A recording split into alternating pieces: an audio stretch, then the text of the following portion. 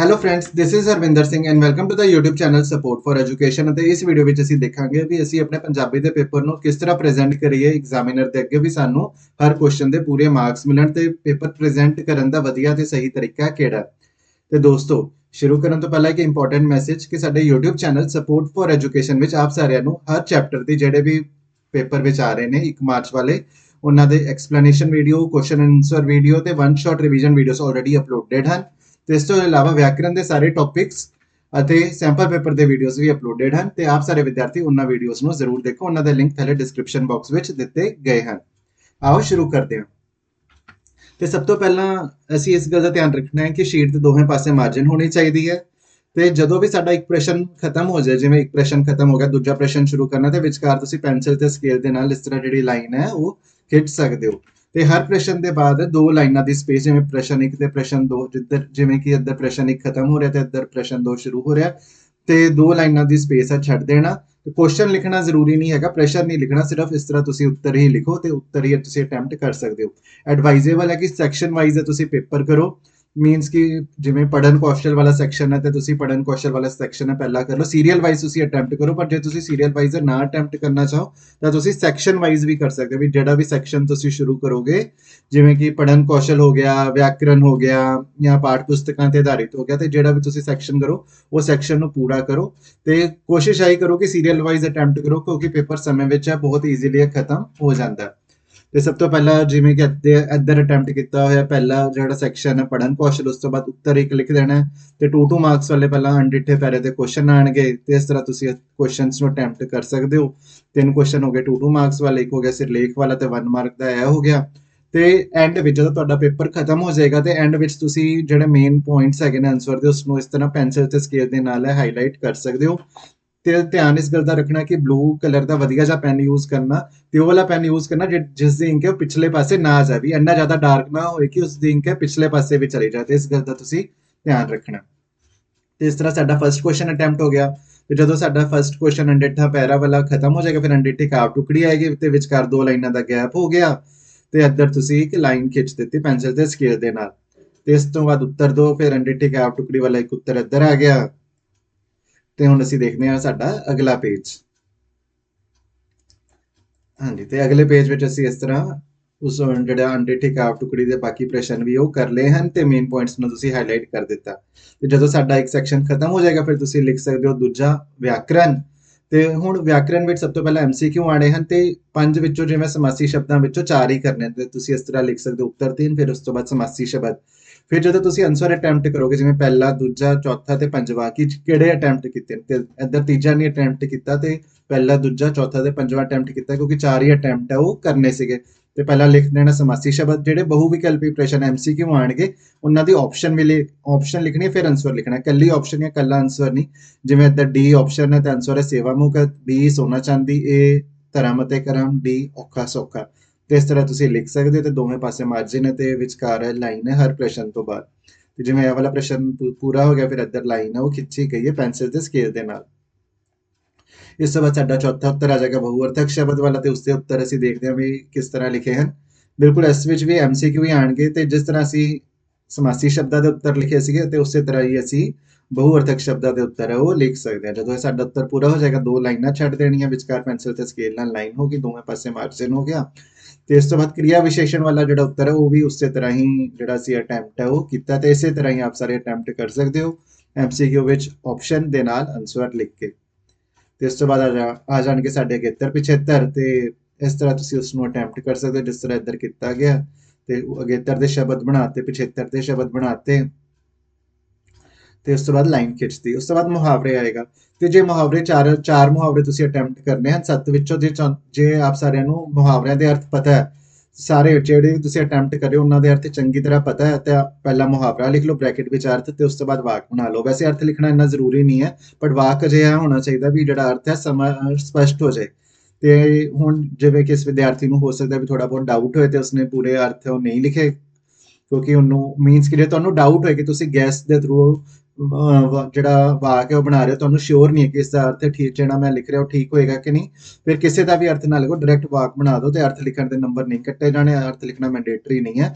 ਪਰ ਜੇ ਤੁਹਾਨੂੰ ਚਾਰੇ ਮੁਹਾਵਰਿਆਂ ਦੇ ਜਿਹੜੇ ਤੁਸੀਂ ਅਟੈਂਪਟ ਕਰਿਓ ਉਹਨਾਂ ਦੇ ਅਰਥ ਚੰਗੀ ਤਰ੍ਹਾਂ ਪਤਾ ਤਾਂ ਬ੍ਰੈਕਟ ਵਿੱਚ ਉਹ ਅਰਥ ਲਿਖ ਦਿਓ ਤੇ ਮੁਹਾਵਰਿਆਂ ਨੂੰ ਜਿਹੜੇ ਅਟੈਂਪਟ ਕਰਿਓ ਉਸ ਨੂੰ ਅੰਡਰਲਾਈਨ ਵੀ ਕਰ ਦੇਣਾ ਪੈਨਸਿਲ ਤੇ ਸਕੇਲ ਦੇ ਨਾਲ। ਤੇ ਇਸ ਤੋਂ ਬਾਅਦ ਆ ਜਾਏਗਾ ਤੁਹਾਡਾ ਪ੍ਰਭਾਵਸ਼ਾਲੀ ਲਿਖਣ ਕੌਸ਼ਲ, ਤੇ ਇੱਥੇ ਲੇਖ ਜਿਹੜਾ ਅਟੈਂਪਟ ਕੀਤਾ ਹੋਇਆ ਮਿੱਠਤ ਨੀ ਵੀ ਨਾਨਕਾ ਗੁਣ ਚੰਗਿਆਈਆਂ, ਤਾਂ ਜਿਹੜੇ ਨੁਕਤੇ ਦਿੱਤੇ ਹੋਏ ਨੇ ਜਿਹੜੇ ਯੂਜ਼ ਕਰਨੇ ਆ ਤੁਸੀਂ ਨੁਕਤੇ, ਤੇ ਉਹਨਾਂ ਨੂੰ ਤੁਸੀਂ ਇਸ ਤਰ੍ਹਾਂ ਪੈਨਸਿਲ ਤੇ ਸਕੇਲ ਦੇ ਨਾਲ ਅੰਡਰਲਾਈਨ ਉਹ ਕਰ ਸਕਦੇ ਹੋ। ਤੇ ਜਦੋਂ ਤੁਹਾਡਾ ਲੇਖ ਤੇ ਪਹਿਲਾਂ ਦੇਖ ਲੈਂਦੇ ਵੀ ਲੇਖ ਕਿਸ ਤਰ੍ਹਾਂ ਅਟੈਂਪਟ ਕੀਤਾ ਹੋਇਆ, ਤੇ ਜਦੋਂ ਕਿ ਲੇਖ ਤੁਹਾਡਾ ਪੂਰਾ ਹੋ ਜਾਏਗਾ ਇਸੇ ਤਰ੍ਹਾਂ ਜਿਵੇਂ ਕਿ ਇਸ ਸ਼ੀਟ ਵਿੱਚ ਲੇਖ ਪੂਰਾ ਹੋ ਚੁੱਕਿਆ ਤੇ ਵੈਸੇ 200 ਸ਼ਬਦਾਂ ਦਾ ਲਿਖਣਾ ਸੀਗਾ, 254 ਸ਼ਬਦਾਂ ਦਾ ਲਿਖਿਆ ਗਿਆ। ਤੇ ਇਸ ਤਰ੍ਹਾਂ ਤੁਸੀਂ ਬ੍ਰੈਕਟ ਵਿੱਚ ਸ਼ਬਦ ਲਿਖ ਦੋਗੇ ਵੀ ਕਿੰਨੇ ਸ਼ਬਦਾਂ ਦਾ ਹੈਗਾ, ਤਾਂ ਬੈਟਰ ਇੰਪ੍ਰੈਸ਼ਨ ਪਏਗਾ ਐਗਜ਼ਾਮੀਨਰ ਤੇ ਉਸ ਨੂੰ ਪਤਾ ਲੱਗ ਜਾਏਗਾ ਵੀ ਤੁਸੀਂ ਵਰਡ ਲਿਮਿਟ ਨੂੰ ਫੋਲੋ ਹੈ ਚੰਗੀ ਤਰ੍ਹਾਂ ਕੀਤਾ, ਤੇ ਐਗਜ਼ਾਮੀਨਰ ਨੂੰ ਇਹ ਚੈੱਕ ਨਹੀਂ ਕਰਨਾ ਪਏਗਾ ਵੀ ਤੁਸੀਂ ਕਿੰਨੇ ਸ਼ਬਦਾਂ ਦਾ ਜਿਹੜਾ ਲੇਖ ਹੈ ਉਹ ਲਿਖਿਆ। ਤੇ ਇਸ ਤਰ੍ਹਾਂ ਤੁਸੀਂ ਲਿਖੋਗੇ ਤਾਂ ਵਧੀਆ ਪ੍ਰਭਾਵ ਪਏਗਾ। ਤੇ ਹੁਣ ਕਈ ਵਿਦਿਆਰਥੀ ਇੱਧਰ ਲਾਈਨਾਂ ਛੱਡ ਕੇ ਲਿਖਦੇ ਨੇ, ਇੱਕ ਲਾਈਨ ਛੱਡ ਕੇ, ਕਈ ਬਿਨਾਂ ਲਾਈਨ ਛੱਡੇ ਲਿਖਦੇ ਹਨ। ਤੇ ਜਿਵੇਂ ਤੁਸੀਂ ਨੈਚੁਰਲੀ ਲਿਖਦੇ ਹੋ, ਪ੍ਰਸ਼ਨਾਂ ਦੇ ਉੱਤਰ ਦਿੰਦੇ ਹੋ ਕਿ ਲਾਈਨ ਛੱਡ ਕੇ ਪ੍ਰਸ਼ਨਾਂ ਦੇ ਉੱਤਰ ਦਿੰਦੇ ਹੋ, ਜਾਂ ਲਾਈਨ ਛੱਡ ਕੇ ਤੁਸੀਂ ਲਿਖਦੇ ਹੋ ਜਾਂ ਬਿਨਾਂ ਲਾਈਨ ਛੱਡੇ ਲਿਖਦੇ ਹੋ, ਤਾਂ ਤੁਸੀਂ ਆਪਣੇ ਸਟਾਈਲ ਨੂੰ ਤੁਸੀਂ ਇਸ ਤਰ੍ਹਾਂ ਫੋਲੋ ਕਰ ਸਕਦੇ ਹੋ। ਤੇ ਇਸ ਤੋਂ ਬਾਅਦ ਆ ਗਿਆ ਸਾਡਾ ਪੱਤਰ, ਅਸੀਂ ਪੱਤਰ ਦਾ ਫਾਰਮੈਟ ਦੇਖ ਲਿਆ। ਤੇ ਉਸ ਤੋਂ ਬਾਅਦ ਅਸੀਂ ਦੇਖ ਲਿਆ ਵੀ ਕਿਸ ਤਰ੍ਹਾਂ ਜਿਹੜਾ ਪੱਤਰ ਲਿਖਿਆ ਗਿਆ, ਜਿਹੜਾ ਮੱਧ ਭਾਗ ਹੈ ਉਸ ਵਿੱਚ ਆਲਮੋਸਟ ਇੱਕ ਨੰਬਰ ਕਈ ਵਾਰੀ ਕੱਟ ਜਾਂਦਾ ਬੱਚਿਆਂ ਦਾ, ਪਰ ਜੇ ਤੁਸੀਂ ਵਧੀਆ ਜਿਹਾ ਪੱਤਰ ਲਿਖਿਆ ਹੋਏਗਾ ਤੇ ਮੱਧ ਵਿੱਚ 2 ਪੈਰੇ ਲਿਖੇ ਹੋਣਗੇ ਤਾਂ ਤੁਹਾਡੇ ਨੰਬਰ ਨਹੀਂ ਘਟਣਗੇ। ਤੇ ਇਸ ਤਰ੍ਹਾਂ ਤੁਸੀਂ ਪੱਤਰ ਨੂੰ ਅਟੈਂਪਟ ਕਰ ਲਿਆ, ਫਿਰ ਲਾਈਨ ਖਿੱਚ ਦਿੱਤੀ। ਤੇ ਉਸ ਤੋਂ ਬਾਅਦ ਆ ਜਾਏਗਾ ਸਾਡਾ ਚਿੱਤਰ ਵਰਣਨ, ਤੇ ਚਿੱਤਰ ਵਰਣਨ ਜਦੋਂ ਤੁਸੀਂ ਅਟੈਂਪਟ ਕਰੋਗੇ ਇਸੇ ਤਰ੍ਹਾਂ ਬ੍ਰੈਕਟ ਵਿੱਚ ਤੁਸੀਂ ਸ਼ਬਦ ਲਿਖ ਦੇਣਾ ਤੇ ਵਧੀਆ ਜਿਹਾ ਚਿੱਤਰ ਵਰਣਨ ਲਿਖਣਾ। ਤੇ ਚਿੱਤਰ ਵਰਣਨ ਵਿੱਚ ਕੀ ਕੀ ਦੇਖਣਾ ਹੁੰਦਾ ਸੀ ਉਸਦੀ ਅਲੱਗ ਤੋਂ ਵੀਡੀਓ ਬਣਾਈ ਹੋਈ ਹੈ, ਤੇ ਜੇ ਉਹ ਵੀਡੀਓ ਦੇਖ ਲਓਗੇ ਬਹੁਤ ਬੈਨੀਫਿਟ ਹੋਏਗਾ। ਅਸੀਂ ਉਸ ਵਿੱਚ ਟ੍ਰਿਕ ਦੱਸੀ ਹੋਈ ਹੈ ਵੀ ਕਿਸ ਤਰ੍ਹਾਂ ਤੁਸੀਂ ਚਿੱਤਰ ਵਰਣਨ ਨੂੰ ਚੰਗੀ ਤਰ੍ਹਾਂ ਅਟੈਂਪਟ ਉਹ ਕਰ ਸਕਦੇ ਹੋ। ਤੇ ਜਦੋਂ ਇਹ ਵਾਲਾ ਵੀ ਸਾਡਾ ਸੈਕਸ਼ਨ ਪੂਰਾ ਹੋ ਜਾਏਗਾ, ਇਸ ਤਰ੍ਹਾਂ ਲਾਈਨ ਖਿੱਚੀ ਗਈ, ਤੇ ਫਿਰ ਅਸੀਂ ਲਿਖ ਦੇਵਾਂਗੇ ਚੌਥਾ ਸੈਕਸ਼ਨ ਪਾਠ ਪੁਸਤਕਾਂ ਦੇ ਆਧਾਰਿਤ ਪ੍ਰਸ਼ਨ, ਫਿਰ ਉੱਤਰ 11 ਜਿਸ ਵਿੱਚ ਅਸੀਂ MCQ ਕਰਨੇ ਹਨ, ਤੇ ਉਸੇ ਤਰ੍ਹਾਂ ਹੀ ਪਹਿਲਾਂ ਆਪਸ਼ਨ ਫਿਰ ਆਨਸਰ। ਤੇ ਇਸ ਤਰ੍ਹਾਂ ਤੁਸੀਂ ਅਟੈਂਪਟ ਕਰ ਸਕਦੇ ਹੋ। ਦੇਖਦੇ ਹਾਂ ਅਗਲੀ ਆਨਸਰ ਸ਼ੀਟ। ਤੇ ਇਸ ਤਰ੍ਹਾਂ ਇਹ ਸਾਡੇ ਹੋ ਜਾਣੇ ਨੇ MCQ, ਤੇ ਇਸ ਤੋਂ ਬਾਅਦ ਲਾਈਨ ਖਿੱਚ ਦੇਣੀ ਹੈ। ਫਿਰ ਇੱਕ ਦੋ ਪ੍ਰਸ਼ਨ ਲਿਖਿਆ ਗਿਆ, ਇੱਕ ਦੋ ਪ੍ਰਸ਼ਨਾਂ ਵਿੱਚ ਇੱਕ ਦੋ ਸ਼ਬਦਾਂ ਵਿੱਚ ਉੱਤਰ ਦਿਓ। ਤੇ ਇਸ ਤਰ੍ਹਾਂ ਤੁਸੀਂ ਉੱਤਰ 12 ਦਾ ਪ੍ਰਸ਼ਨ ਉੱਤਰ ਹੈ ਉਹ ਦੇ ਸਕਦੇ ਹੋ, ਤੇ 5 ਪ੍ਰਸ਼ਨ ਤੁਸੀਂ ਇਸ ਵਿੱਚ ਅਟੈਂਪਟ ਕਰਨੇ ਹਨ। ਤੇ ਇਸ ਤਰ੍ਹਾਂ ਤੁਸੀਂ ਅਟੈਂਪਟ ਹੈ ਉਹ ਕਰ ਸਕਦੇ ਹੋ। ਫਿਰ ਸਾਡੇ ਛੋਟੇ ਉੱਤਰਾਂ ਵਾਲੇ ਪ੍ਰਸ਼ਨ ਆ ਜਾਣਗੇ 25-30 ਸ਼ਬਦਾਂ ਵਾਲੇ, ਤੇ ਇਸ ਤਰ੍ਹਾਂ ਪਹਿਲਾਂ ਲਾਈਨ ਖਿੱਚੇਗੀ, ਉੱਤਰ 13। ਹੁਣ ਜਿਹੜੇ ਪ੍ਰਸ਼ਨ ਅਟੈਂਪਟ ਕਰੇ ਉਸ ਦਾ ਨੰਬਰ ਲਿਖ ਕੇ, ਤੇ ਹੁਣ ਇਸ ਵਿੱਚ ਵੀ ਤੁਸੀਂ ਮੇਨ ਗੱਲ ਨੂੰ ਤੁਸੀਂ ਹਾਈਲਾਈਟ ਕਰ ਦੇਣਾ ਜ਼ਰੂਰ, ਤਾਂ ਕਿ ਐਗਜ਼ਾਮੀਨਰ ਦੀ ਨਜ਼ਰ ਸਿੱਧਾ ਹੀ ਉੱਥੇ ਜਾਏ ਵੀ ਜਿਹੜਾ ਆਨਸਰ ਦਾ ਮੇਨ ਪੁਆਇੰਟ ਹੈਗਾ, ਤੇ ਉਸ ਨੂੰ ਪੂਰਾ ਆਨਸਰ ਵੀ ਤੁਹਾਡਾ ਨਾ ਚੈੱਕ ਕਰਨਾ ਪਵੇ, ਤੇ ਉਧਰੋਂ ਬਸ ਮੇਨ ਪੁਆਇੰਟ ਜਿਹੜਾ ਤੁਸੀਂ ਹਾਈਲਾਈਟ ਕੀਤਾ ਤਾਂ ਉਹੀ ਦੇਖ ਕੇ ਉਸ ਨੂੰ ਪਤਾ ਲੱਗ ਜਾਏ। ਜਿਵੇਂ ਉਦਾਹਰਨ ਦੇ ਤੌਰ ਤੇ ਕਰਮ ਸਿੰਘ ਦੇ ਬਾਪੂ ਨੇ ਮਾਨ ਸਿੰਘ ਤੋਂ ਕਿਹੜੀ ਗੱਲ ਛੁਪਾਈ, ਤੇ ਇੱਧਰ ਲਿਖਿਆ ਹੋ ਜਿਵੇਂ ਹੁਣ ਪੈਨਸਲ ਨਾਲ ਹਾਈਲਾਈਟ ਕੀਤਾ ਹੋਇਆ ਕਿ ਕਰਮ ਸਿੰਘ ਦੀ ਮੌਤ ਦੀ ਗੱਲ ਛੁਪਾਈ, ਤੇ ਕਿਉਂ ਛੁਪਾਈ, ਤਾਂ ਕਿ ਮਾਨ ਸਿੰਘ ਦੀ ਛੁੱਟੀ ਖਰਾਬ ਨਾ ਹੋ ਜਾਏ, ਕਿਉਂਕਿ ਫੌਜੀ ਨੂੰ ਛੁੱਟੀ ਬਹੁਤ ਪਿਆਰੀ ਹੁੰਦੀ ਹੈ। ਤੇ ਇਸ ਤਰ੍ਹਾਂ ਐਗਜ਼ਾਮੀਨਰ ਦੀ ਨਜ਼ਰ ਸਿੱਧਾ ਹੀ ਅੰਡਰਲਾਈਨ ਕੀਤੇ ਹੋਏ ਹਾਈਲਾਈਟ ਕੀਤੇ ਹੋਏ ਪੋਰਸ਼ਨ ਤੇ ਜਾਂਦੀ ਹੈ, ਤੇ ਫਿਰ ਤੁਹਾਨੂੰ ਪੂਰੇ ਨੰਬਰ ਉਹ ਮਿਲ ਜਾਂਦੇ ਨੇ। ਤੇ ਇਸ ਤਰ੍ਹਾਂ ਐਗਜ਼ਾਮੀਨਰ ਵਾਸਤੇ ਵੀ ਈਜ਼ੀ ਹੋ ਜਾਂਦਾ ਚੈੱਕ ਕਰਨਾ। ਤੇ ਇਸ ਤਰ੍ਹਾਂ ਤੁਸੀਂ ਲਾਈਨਾਂ ਛੱਡ ਕੇ ਤੇ ਸਿਰਫ ਮੇਨ ਚੀਜ਼ ਨੂੰ ਹਾਈਲਾਈਟ ਕਰਨਾ, ਤੇ ਹਾਈਲਾਈਟ ਕਿਸ ਨਾਲ ਕਰਨਾ, ਪੈਨਸਿਲ ਦੇ ਅਤੇ ਸਕੇਲ ਦੇ ਨਾਲ, ਤੇ ਪੈਨ ਕਿਹੜਾ ਯੂਜ਼ ਕਰਨਾ, ਬਲੂ ਪੈਨ ਹੀ ਯੂਜ਼ ਕਰਨਾ। ਫਿਰ ਉਸ ਤੋਂ ਬਾਅਦ ਵੱਡੇ ਉੱਤਰਾਂ ਵਾਲੇ ਜਿਹੜੇ ਪ੍ਰਸ਼ਨ ਹੈ ਉਹ ਲਿਖੇ ਗਏ ਹਨ, ਜਿਨ੍ਹਾਂ ਨੂੰ ਅਸੀਂ 50-60 ਸ਼ਬਦਾਂ ਵਿੱਚ ਉੱਤਰ ਦੇਣਾ ਸੀਗਾ। ਤੇ ਹੁਣ ਤੁਸੀਂ ਬ੍ਰੈਕਟ ਵਿੱਚ ਲਿਖ ਦੇਣਾ ਵੀ ਇੰਨੇ ਸ਼ਬਦਾਂ ਦਾ ਤੁਸੀਂ ਉੱਤਰ ਦਿੱਤਾ, ਤਾਂ ਕਿ ਐਗਜ਼ਾਮੀਨਰ ਨੂੰ ਪਤਾ ਲੱਗ ਜਾਏ। ਜਿਵੇਂ ਸੈਕਿੰਡ ਪ੍ਰਸ਼ਨ ਹੈ ਤੇ ਦੇਖਣ ਨੂੰ ਇਹ ਲੱਗ ਰਿਹਾ ਵੀ ਇਸ ਵਿੱਚ ਵਰਡ ਲਿਮਿਟ ਪੂਰੀ ਨਹੀਂ ਹੋਈ, ਪਰ ਜਿਵੇਂ ਕਿ ਲਿਖਿਆ ਹੋਇਆ 50 ਸ਼ਬਦ ਤੇ ਦੇਖ ਕੇ ਪਤਾ ਲੱਗ ਜਾਂਦਾ ਵੀ ਵਰਡ ਲਿਮਿਟ ਨੂੰ ਅਡੇਅਰ ਕੀਤਾ ਹੋਇਆ, ਪਰ ਤੁਹਾਡੇ ਨੰਬਰ ਨਹੀਂ ਕੱਟੇ ਜਾਣਗੇ। ਜਿਵੇਂ ਪ੍ਰਸ਼ਨ ਆਇਆ ਹੋਇਆ ਕਿ ਨਾਮ ਸਿਮਰਨ ਨਾਲ ਕੀ ਹੁੰਦਾ, ਤੇ ਇਸ ਵਿੱਚ ਹਾਈਲਾਈਟ ਕੀਤਾ ਹੋਇਆ ਕਿ ਆਤਮਿਕ ਆਨੰਦ ਪ੍ਰਾਪਤ ਹੁੰਦਾ ਹੈ, ਮਨ ਠੰਡਾ ਠਾਰ ਹੋ ਜਾਂਦਾ ਹੈ, ਆਤਮਿਕ ਉਤਸ਼ਾਹ ਦੀ ਹਾਲਤ ਪ੍ਰਬਲ ਹੋ ਜਾਂਦੀ ਹੈ, ਤੇ ਵਿਕਾਰਾਂ ਨਾਲ ਹੋ ਰਹੇ ਔਖੇ ਘੋਲ ਵਿੱਚ ਜਿੱਤ ਪ੍ਰਾਪਤ ਹੁੰਦੀ ਹੈ। ਤੇ ਸਿੱਧਾ ਹੀ 4 ਪੁਆਇੰਟ ਤੇ ਨਜ਼ਰ ਗਈ, ਤੇ 4 ਨੰਬਰ ਤੁਹਾਨੂੰ ਪੂਰੇ ਮਿਲ ਗਏ। ਤੇ ਇਸ ਤਰ੍ਹਾਂ ਕੈਦੀ ਦੇ ਵਿਹਾਰ ਵਿੱਚ ਕਿਹੋ ਜਿਹੀ ਤਬਦੀਲੀ ਆਈ, ਤੇ ਸੁਭਾਅ ਬਦਲ ਗਿਆ, ਮਨ ਉਹ ਆਪਣੇ ਆਪ ਨੂੰ ਆਨੰਦਿਤ ਮਹਿਸੂਸ ਕਰਨ ਲੱਗਾ, ਮਨ ਸ਼ਾਂਤ ਹੋ ਗਿਆ, ਰੋਜ਼ ਪਾਠ ਕਰਨ ਲੱਗਾ, ਸ਼ਬਦਾਂ ਦੇ ਅਰਥ ਸਮਝਣ ਲੱਗਾ, ਮਿਠਾਸ ਤੇ ਨਿਮਰਤਾ ਆ ਗਿਆ, ਟੁੱਟ ਵਿਸ਼ਵਾਸ ਕਾਇਮ ਹੋ ਗਿਆ। ਤੇ ਇਸ ਤਰ੍ਹਾਂ ਜਿਵੇਂ ਅੰਡਰਲਾਈਨ ਕੀਤਾ ਤੇ ਕਲੀਅਰਲੀ ਸਾਨੂੰ ਪਤਾ ਲੱਗ ਰਿਹਾ ਵੀ ਇਸ ਦਾ ਕੀ ਆਨਸਰ ਹੈ, ਤੇ ਇਸ ਤਰ੍ਹਾਂ ਬਹੁਤ ਹੀ ਵਧੀਆ ਇੰਪ੍ਰੈਸ਼ਨ ਹੈ ਉਹ ਪੈ ਰਿਹਾ। ਤੇ ਜਦੋਂ ਤੁਹਾਡਾ ਐਂਡ ਵਾਲਾ ਕੁਐਸਚਨ ਆਏਗਾ ਜੇ ਹੋ ਸਕਦਾ ਕਿ ਪਾਤਰ ਚਿੱਤਰਨ ਵਾਲਾ ਕੁਐਸਚਨ ਆ ਸਕਦਾ, ਜਿਵੇਂ ਸੁਭਾਅ ਬਾਰੇ ਦੱਸੋ ਜਾਂ ਪਾਤਰ ਚਿੱਤਰਨ ਕਰੋ, ਤੇ ਤੁਸੀਂ ਇਸ ਵਿੱਚ ਵੀ ਮੇਨ ਚੀਜ਼ਾਂ ਨੂੰ ਤੁਸੀਂ ਹਾਈਲਾਈਟ ਕਰ ਸਕਦੇ ਹੋ ਤੇ ਪੁਆਇੰਟਸ, ਜੇ ਪਾਤਰ ਚਿੱਤਰਨ ਵਾਲਾ ਪ੍ਰਸ਼ਨ ਆ ਜਾਏ ਤਾਂ ਪੁਆਇੰਟਸ ਵਿੱਚ ਉੱਤਰ ਦੇਣਾ। ਜਿਵੇਂ ਮਨਜੀਤ ਕੌਰ ਦੇ ਸੁਭਾਅ ਬਾਰੇ ਲਿਖਣਾ ਤੇ ਗੁੱਸੇ ਵਿੱਚ ਨਾ ਆਉਣ ਵਾਲੀ, ਪਤੀ ਤੇ ਵੱਡਿਆਂ ਦਾ ਸਤਿਕਾਰ ਕਰਨ ਵਾਲੀ, ਨਿੰਦਿਆ ਨਾ ਪਸੰਦ ਕਰਨ ਵਾਲੀ, ਇਸ ਤਰ੍ਹਾਂ ਉਸਦਾ ਆਨਸਰ ਹੈ। ਜੇ ਪਾਤਰ ਚਿੱਤਰਨ ਵਾਲਾ ਕੁਐਸਚਨ ਆ ਜਾਏ ਤਾਂ ਪੁਆਇੰਟਸ ਵਿੱਚ ਦੇ ਕੇ ਤੇ ਇੱਕ ਸੁਚੱਜੀ ਨੂੰ ਇਸ ਤਰ੍ਹਾਂ 4 ਪੁਆਇੰਟਸ ਬਣਾ ਕੇ ਤੁਸੀਂ ਉਸਦੇ ਅੱਗੇ ਆਪਣੇ ਵੱਲੋਂ ਬਣਾ ਕੇ ਲਿਖ ਕੇ ਚੰਗੀ ਤਰ੍ਹਾਂ ਜਿਹੜਾ ਪੇਪਰ ਹੈ ਉਹ ਅਟੈਂਪਟ ਕਰ ਸਕਦੇ ਹੋ। ਧਿਆਨ ਰੱਖਣਾ ਕਿ ਕਟਿੰਗ ਨਾ ਕਰਨਾ। ਹਰ 2 ਪ੍ਰਸ਼ਨਾਂ ਦੇ ਵਿਚਕਾਰ ਲਾਈਨਾਂ ਛੱਡ ਦੇਣਾ, ਦੋਵੇਂ ਪਾਸੇ ਮਾਰਜਿਨ ਹੋਣੇ ਚਾਹੀਦੇ ਨੇ। ਮੇਨ ਚੀਜ਼ਾਂ ਨੂੰ ਤੁਸੀਂ ਹਾਈਲਾਈਟ ਕਰੋ ਤੇ ਇਸ ਤਰ੍ਹਾਂ ਤੁਸੀਂ ਜਿਹੜਾ ਪੇਪਰ ਹੈ ਉਹ ਅਟੈਂਪਟ ਕਰ ਸਕਦੇ ਹੋ। ਤੇ ਨੰਬਰ ਕਿੱਧਰ ਕੱਟਿਆ ਜਾਂਦਾ, ਜਿਵੇਂ ਅਸੀਂ ਇਸ ਪੇਪਰ ਵਿੱਚ ਵੀ ਦੇਖੀਏ ਕਿ ਇਸ ਪੇਪਰ ਵਿੱਚ ਸਿਰਫ ਲੇਖ ਵਿੱਚ ਹੀ ਹੈ ਇਸ ਪੇਪਰ ਵਿੱਚ ਹੈ ਸਿਰਫ ਲੇਖ ਵਿੱਚ ਹੀ ਹੈ ਜਿਹੜਾ 1 ਨੰਬਰ ਹੈ ਉਹ ਕੱਟਿਆ ਗਿਆ।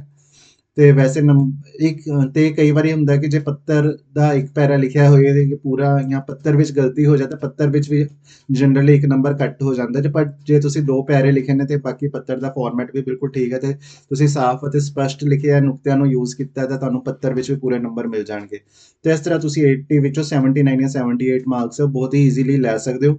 ਤੇ ਆਲਮੋਸਟ ਤੁਸੀਂ ਮੰਨ ਲਓ ਕਿ 1 ਨੰਬਰ ਹੈ ਜੇ ਲੇਖ ਵਿੱਚ ਕੱਟਿਆ ਜਾਂਦਾ ਜੇ, ਪਰ ਜੇ ਤੁਸੀਂ ਐਕਸਟਰਾ ਆਰਡੀਨਰੀ ਲੇਖ ਲਿਖਿਆ, ਬਹੁਤ ਹੀ ਵਧੀਆ ਲਿਖਿਆ, ਤਾਂ ਉਸ ਵਿੱਚ ਵੀ ਉਹ ਨੰਬਰ ਤੁਹਾਡਾ ਨਹੀਂ ਕੱਟਿਆ ਜਾਣਾ। ਤੇ ਇਸ ਤਰ੍ਹਾਂ ਤੁਸੀਂ ਪੰਜਾਬੀ ਦੇ ਪੇਪਰ ਨੂੰ ਅਟੈਂਪਟ ਕਰ ਸਕਦੇ ਹੋ। ਤੇ ਮੇਰੇ ਵੱਲੋਂ ਆਪ ਸਾਰਿਆਂ ਨੂੰ ਆਲ ਦਾ ਬੈਸਟ ਤੇ ਬਹੁਤ ਹੀ ਵਧੀਆ ਪੇਪਰ ਕਰਨਾ ਤੇ ਪੇਪਰ ਬਹੁਤ ਹੀ ਈਜ਼ੀ ਹੋਏਗਾ ਤੇ ਪੰਜਾਬੀ ਇੱਕ ਸਕੋਰਿੰਗ ਸਬਜੈਕਟ ਹੈ ਜਿਸ ਵਿੱਚ ਤੁਸੀਂ ਚੰਗੇ ਮਾਰਕਸ ਹੈ ਉਹ ਸਕੋਰ ਹੈ ਉਹ ਕਰ ਸਕਦੇ ਹੋ।